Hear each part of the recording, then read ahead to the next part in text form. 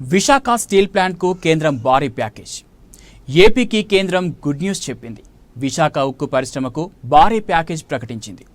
11,440 కోట్లతో కేంద్రం ప్యాకేజీ ఇవ్వనున్నట్లు వెల్లడించింది.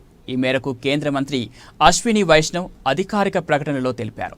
విశాఖ ఉక్కు ప్యాకేజీకి కేంద్రం ఆమోదం తెలిపినట్లు కేంద్ర మంత్రి వెల్లడించారు. ప్రధాని నరేంద్ర మోదీ అధ్యక్షతన కేంద్ర కేబినెట్ గురువారం సమావేశమైన విషయం అందరికీ తెలిసిందే. ఈ సమావేశంలో ఆర్థిక వ్యవహారాల కేబినెట్ కమిటీ ప్యాకేజీకి ఆమోదముద్ర వేసినట్లు కేంద్ర మంత్రి వెల్లడించారు. విశాఖ స్టీల్ ప్లాంట్కు ఏటా 7.3 మిలియన్ టన్నుల స్టీల్ను ఉత్పత్తి చేసే సామర్థ్యం ఉంది. ఈ కంపెనీ 2023-24లో 4,848.86 కోట్లు నష్టపోయింది.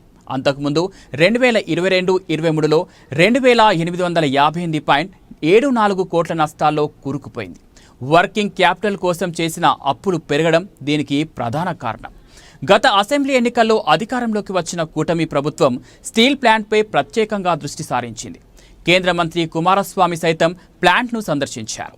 ఈ సందర్భంగా పలువురు నేతలు ప్లాంట్కు 18,000 కోట్ల ప్యాకేజీ ప్రకటించాలని కోరారు. ఆ తర్వాత కొద్ది రోజులకే కేంద్ర ప్రభుత్వం ఉక్కు శాఖ ఎమర్జెన్సీ అడ్వాన్స్ ఫండ్ కింద జీఎస్టీ చెల్లింపులకు 500 కోట్లు, ముడి సరుకుకు సంబంధించి బ్యాంకు అప్పుల చెల్లింపులకు 1,150 కోట్ల చొప్పున 2 విడతల్లో సహాయం అందించింది. తాజాగా 11,440 కోట్లతో ప్యాకేజీని ప్రకటించింది.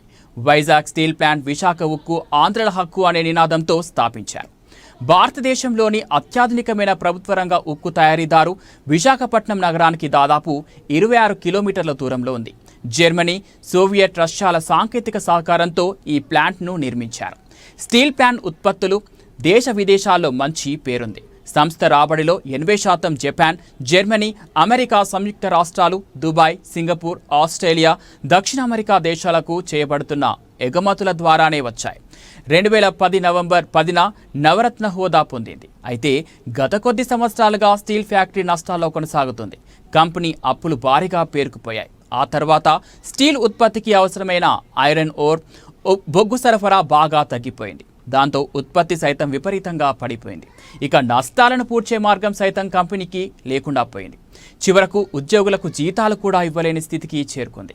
కంపెనీపై ఆధారపడ్డ వేలాది మంది ఉద్యోగుల కుటుంబాలు కేంద్ర ప్రభుత్వం ఆదుకోవాలని కోరుతూ వచ్చారు. ఒక దశలో ఫ్యాక్టరీని కేంద్రం ప్రైవేటీకరించాలని భావించింది. ఉద్యోగులు, కార్మికుల ఆందోళన బాటపట్టారు. దాంతో కేంద్రం వెనక్కి తగ్గింది. గత అసెంబ్లీ ఎన్నికల్లో అధికారంలోకి వచ్చిన కూటమి ప్రభుత్వం వైజాగ్ స్టీల్ ఫ్యాక్టరీకి పూర్వ వైభవం తీసుకురావాలని నిర్ణయించింది. ఇందులో భాగంగానే ప్యాకేజీని ప్రకటించింది.